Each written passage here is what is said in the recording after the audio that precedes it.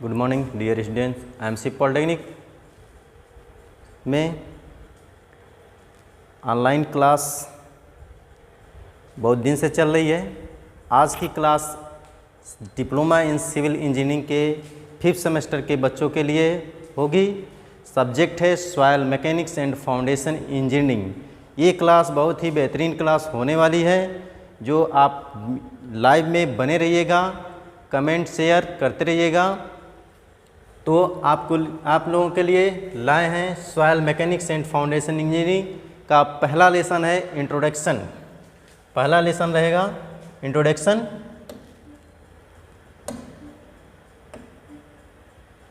पहला लेसन है इंट्रोडक्शन।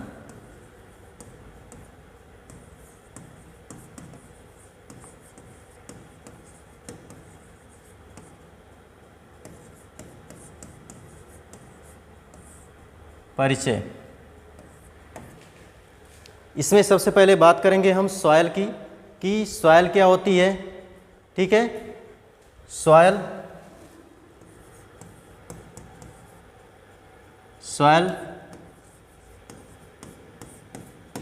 मृदा। सॉइल एक लैटिन भाषा के सोडियम से बना है। सॉइल का अर्थ है लैटिन, सॉइल का तात्पर्य है कि सॉइल किस भाषा से लिया गया है? लैटिन भाषा के सोडियम से लिया गया है। इसकी डिफिनेशन क्या होगी? सॉइल वे पृथ्वी तल के ऊपरी परत, यानी पृथ्वी तल का वह ऊपरी भाग या वह नरम भाग जिसमें पेड़ पौधे उगाए जाते हैं, उसको हम सॉइल कहते हैं। उसे हम सॉइल कहते हैं। ठीक है, यानी सॉइल का अर्थ होता है विभिन्न क्षेत्रों में अलग अलग होता है। मृदा का अर्थ विभिन्न क्षेत्रों में अलग अलग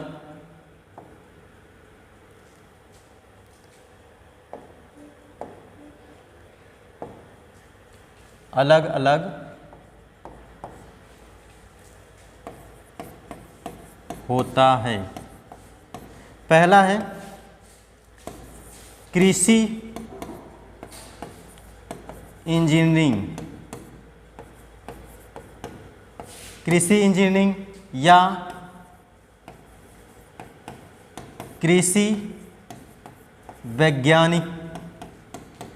वैज्ञानिकों के लिए। दूसरा है भूवैज्ञानिकों के लिए। तीसरी पॉइंट है सिविल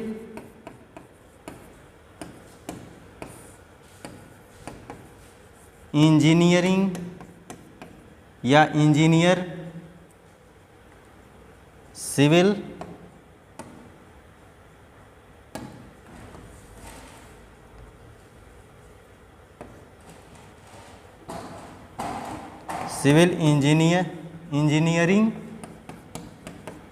इंजीनियरिंग के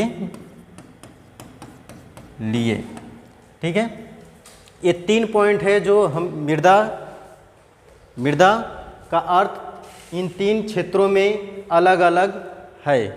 पहला है कृषि इंजीनियरिंग या कृषि वैज्ञानिक के लिए। इसमें क्या होता है कि कृषि जो इंजीनियर है या कृषि वैज्ञानिक होते हैं, इसमें जो होते हैं पेड़ पौधे के बारे में, यानी पृथ्वी के ऊपरी परत में वह मिट्टी या वह मृदा के बारे में अध्ययन करते हैं जिसमें पेड़ पौधे अपना भोजन प्राप्त करते हैं। उसके बारे में अध्ययन हम कृषि इंजीनियरिंग में करते हैं। फिर है भूवैज्ञानिक के लिए, मतलब कि इसका लिए क्या होता है कि पृथ्वी का वह ऊपरी भाग जिसमें पेड़ पौधे की जड़ें जाती हैं। तीसरी पॉइंट है सिविल इंजीनियरिंग के लिए। ये जो टॉपिक है सिविल इंजीनियरिंग के लिए, यही चीज़ है हम लोगों के लिए पढ़ना है, यानी diploma in civil engineering 5th semester के लिए यही एक तीसरी टॉपिक है जो सिविल इंजीनियरिंग इसी के लिए हम इस soil mechanics and foundation engineering का अध्ययन करेंगे, यही आपका सब्जेक्ट है। ठीक है, ये टॉपिक पढ़ेंगे। तो इसमें क्या होता है कि वह पृथ्वी का भाग, वह पृथ्वी तल का ऊपरी भाग जिसमें किसी भी संरचना का फाउंडेशन उसके ऊपरी परत में बनाया जाता है। ठीक है, उसका हम अध्ययन करते हैं। ठीक है, अब बात करेंगे हम सॉइल मैकेनिक्स की, सॉइल मैकेनिक्स की, मृदा इंजीनियरिंग या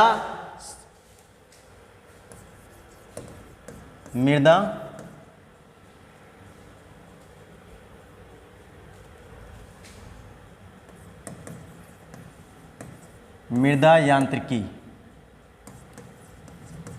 सॉइल मैकेनिक्स, सॉइल मैकेनिक्स। ठीक है, सॉइल मैकेनिक्स के बारे में इसका मतलब कि एक प्रसिद्ध इंजीनियर थे टरजागी, एक टरजागी वैज्ञानिक थे। उनके अनुसार जो होता है कि उनके अनुसार इंजीनियरिंग की वह शाखा जिसमें चट्टानों के भौतिक या रासायनिक, इंजीनियरिंग की वह शाखा जिसमें चट्टानों के भौतिक एवं रासायनिक अपक्षरणों द्वारा बने कणों के अवसाद तथा अन्य संगनित जमाओं जिसमें कार्बनिक पदार्थ भी हो सकते हैं, उससे संबंधित समस्याओं के बारे में अध्ययन किया जाता है, तो उसे हम कहते हैं सॉइल मैकेनिक्स यानी मृदा यांत्रिकी, उसे कहते हैं हम मृदा यांत्रिकी। अब बात करेंगे फाउंडेशन की। सॉइल आपको सॉइल समझ में आ गया, सॉइल मैकेनिक्स समझ में आ गई। अब अगली इसकी टॉपिक है फाउंडेशन, अगली टॉपिक है फाउंडेशन। ठीक है,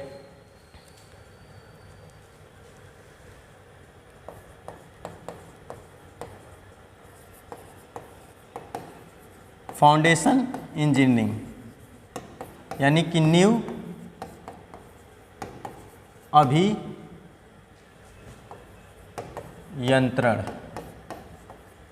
सॉइल इंजीनियरिंग।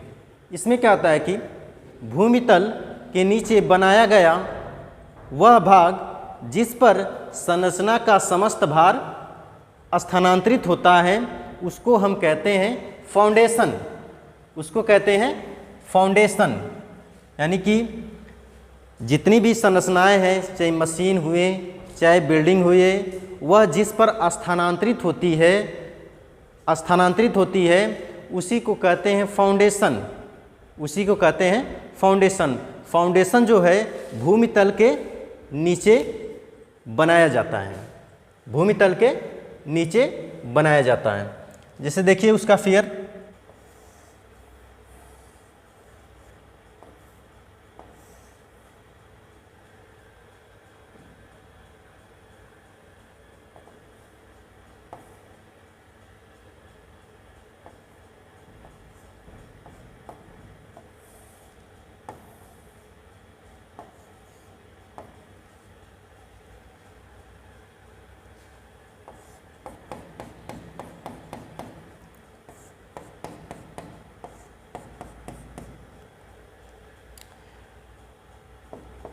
ये कंक्रीट ब्लॉक है,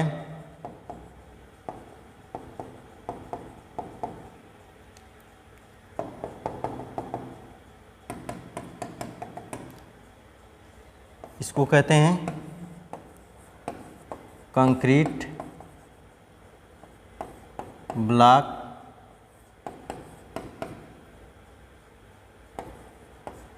ये कंक्रीट ब्लॉक है। इसके नीचे जो कंक्रीट ब्लॉक है, इसके नीचे जो होती है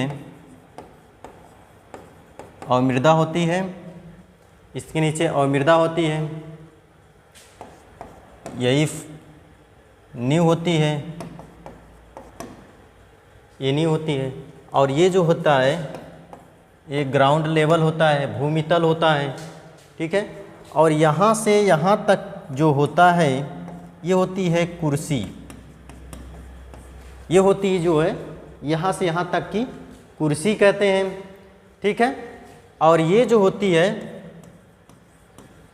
दीवार, ये जो होती है दीवार होती है, ठीक है। और इस पर जो है जो लोड होता है, किसका लोड होता है? रूफ का, यानी छत का, दीवार पे जो है छत का लोड होता है। तो इस यहाँ से यहाँ तक को हम कहते हैं सुपर एलिवेशन, मतलब कि सुपर एलिवेशन का मतलब कि अधिरचना,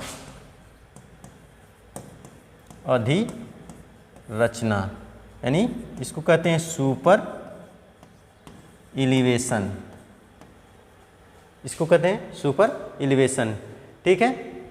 और यहाँ से यहाँ तक को कहते हैं हम अध संरचना। क्या कहते हैं? अध संरचना, अध रचना, ठीक है। ये होती है अध रचना। फिर है अधरचना हो गई, तो यहाँ से यानी कि अब इसमें अमृदा एक होती है अधरचना, एक होती है अधिरचना, है ना। और एक होता है धारण क्षमता। चार चीज़ें फाउंडेशन में आती हैं। अमृदा किसे कहते हैं? यानी कि वह मृदा जिस पर फाउंडेशन या संरचना का समस्त भार स्थानांतरित होता है, यही जो होती है अमृदा, इसके समस्त भार को उस अपने अंदर एब्जॉर्ब करती है अमृदा पे, ठीक है। फिर है अधिरचना, यानी कि भूमि तल के नीचे, ऐसे लिख लीजिए, अमृदा हो गई पहली, दूसरी हो गई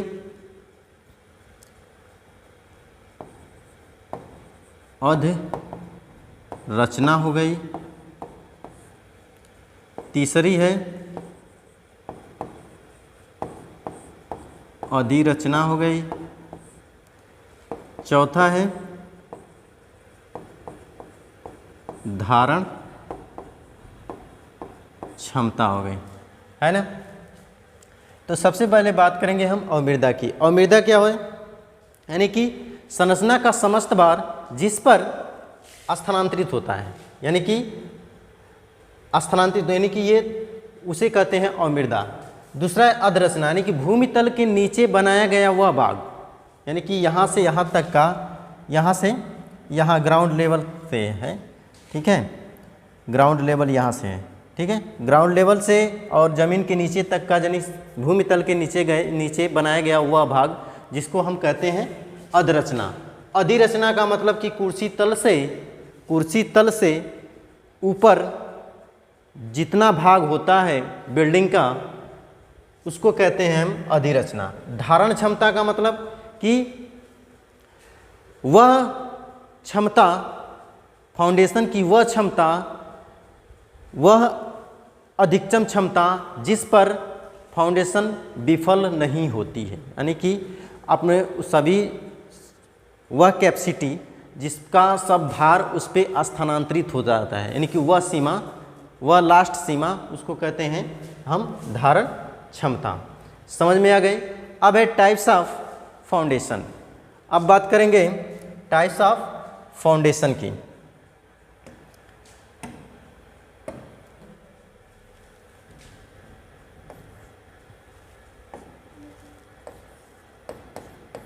नींव के प्रकार,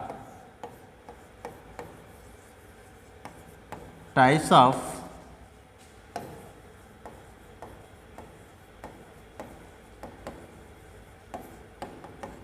फाउंडेशन, है ना।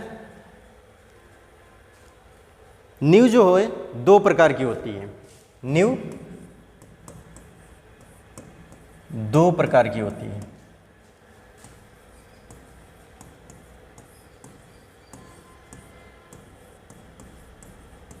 दो प्रकार की होती है। पहली है उथली नींव, उथली नींव यानी Cello foundation.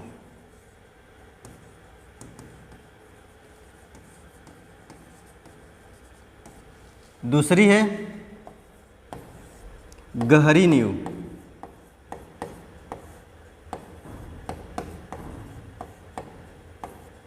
Deep foundation.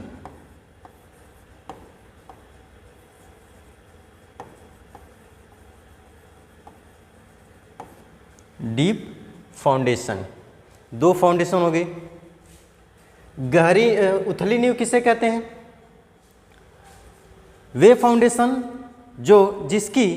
Foundation जिसकी चौड़ाई उसकी गहराई से, जिसकी चौड़ाई उसकी गहराई के बराबर हो या उससे अधिक हो, तो उसको कहते हैं हम उथली नींव। यानी जिसकी चौड़ाई यानी कि बी, चौड़ाई मीन्स बी, जिसकी चौड़ाई उसकी गहराई से यानी डी, गहराई से अधिक हो या उसके बराबर होती है, तो उसको हम कहते हैं उथली नींव।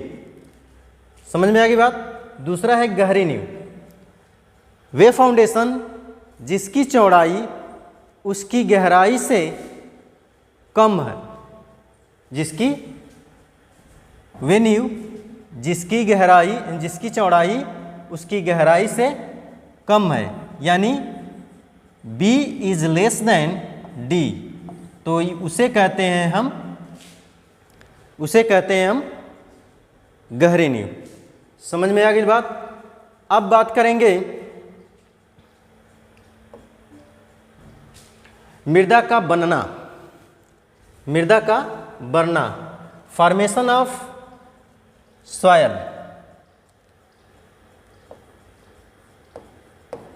मृदा का बनना, फॉर्मेशन ऑफ सॉयल। मृदा का निर्माण चट्टानों के टूटने से होता है। मृदा का निर्माण चट्टानों के टूटने से होता है। प्रकृति में पृथ्वी सतह पर और पृथ्वी से नीचे विभिन्न भौतिक और रासायनिक कारणों से लगातार चट्टानों का विघटन होता रहता है। मतलब कि जो पृथ्वी है, पृथ्वी के तल पर जो कड़ा भाग है वो क्या है? चट्टान है। पृथ्वी अपने आप में एक क्या है? चट्टान है ना? वो जो चट्टान पृथ्वी के नीचे विभिन्न भौतिक या रासायनिक कारणों से, पृथ्वी के नीचे जैसे भूकंप हो गया और जो केमिकल फैक्टर हैं उसके कारण से जो है लगातार चट्टानों का क्या है? विघटन होता रहता है, जिसको हम कहते हैं अपक्षय। जिससे विघटन होता है, विघटन का मतलब क्या हो गया? अपक्षय कहते हैं। ठीक है। लेकिन प्रकृति में चट्टानों का बनना मतलब कि टूटना, टूटी हुई चट्टानों का स्थानांतरण एवं पुनः चट्टानों का निर्माण करना से, मतलब कि फॉर्मेशन ऑफ जो मृदा का बनना है, चट्टानों के टूटने से मृदा बनती है। फिर मृदा जब इकट्ठा होती है, टील टाइप का हो जाती है, जब इकट्ठा हो जाती है तो वही मृदा फिर चट्टान का निर्माण, मतलब कि ये प्रकृति में चलता रहता है। यानी कि चट्टानों का बनना मतलब कि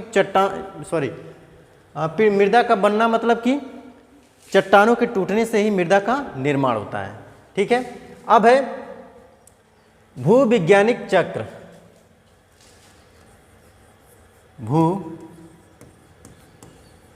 भूवैज्ञानिक चक्र।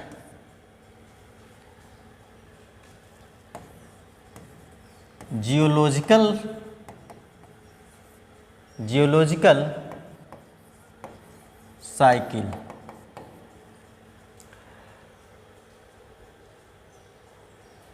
प्रकृति में मृदा का बनना भूवैज्ञानिक चक्र है। प्रकृति में मृदा का बनना ही भूवैज्ञानिक एक चक्र है, जिस चक्र ही एक प्रावस्था है। यानी कि प्रावस्था है, मतलब कि भूवैज्ञानिक चक्र जो होता है इसकी 3 प्रावस्थाओं से भूवैज्ञानिक चक्र बनता है। भूवैज्ञानिक चक्र जो किससे बनता है? 3 प्रावस्थाओं से बनता है। पहली प्रावस्था है अपक्षय। पहली प्रावस्था है अपक्षय, यानी कि इरोजन। ठीक है। दूसरी प्रवस्था है परिवहन एवं निक्षेपण। परिवहन एवं निक्षेपण। तीसरी प्रवस्था है अभिउत्थान।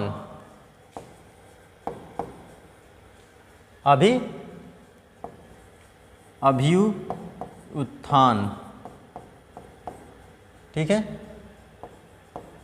इसको कहते हैं अपीवल। इसको कहते हैं ट्रांसपोर्टेशन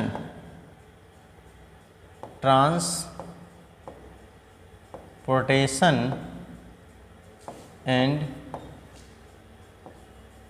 डिपोजिशन। ये तीन प्रवस्थाओं से क्या होता है, भूवैज्ञानिक चक्र का निर्माण होता है।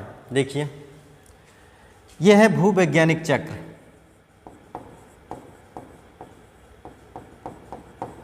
भूवैज्ञानिक चक्र, समझिएगा बात को। पहला है अपक्षय।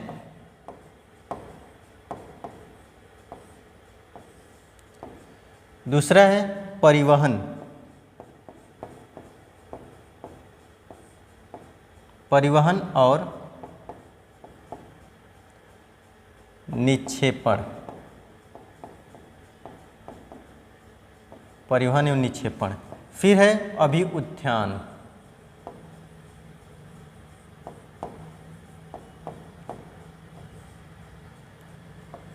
ठीक है। सबसे पहले क्या होता है कि वितल पर जो चट्टानें हैं उसका क्या होता है, भौतिक कारणों से क्या होता है, भौतिक और रासायनिक कारणों से उसका क्या होता है, अपक्षय होता है। जब वो अपक्षय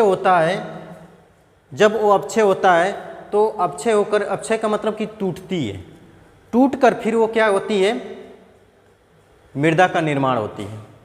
मृदा का निर्माण होता है।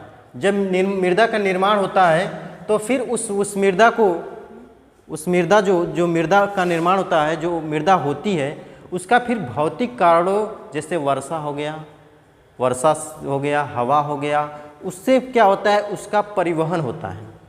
वह एक स्थान से दूसरे स्थान वह मृदा जाती है। किसके कारण से जाती है, भौतिक कारणों से जाती है ना। भौतिक कारणों से वह क्या करती है, वह ट्रांसपोर्ट करती है, परिवहन करती है। फिर वह परिवहन होकर वह एक स्थान पर क्या होती है, इकट्ठा होती है। उसका एक अभिउत्थान होता है और फिर धीरे धीरे वहाँ पे मृदा इकट्ठा होते होते एक कड़ा भाग बन जाता है और धीरे धीरे कड़ा हुआ भाग वह चट्टान कहलाने लगता है। यानी कि कहने का मतलब ये है कि भूवैज्ञानिक चक्र का मतलब कि चट्टानों से मृदा का निर्माण होना और फिर चट्टानों से मृदा का निर्माण होना और मृदा से फिर चट्टानों का निर्माण होना, दोनों ये क्रिया निरंतर पृथ्वी पर होती रहती है। ये क्रिया निरंतर पृथ्वी पर होती रहती है और उसी को हम कहते हैं भूवैज्ञानिक चक्र। उसी को कहते हैं हम भूवैज्ञानिक चक्र। ठीक है, समझ में आ गई बात। अब अगली क्लास नेक्स्ट अगले दिन होगी। Thank you very much.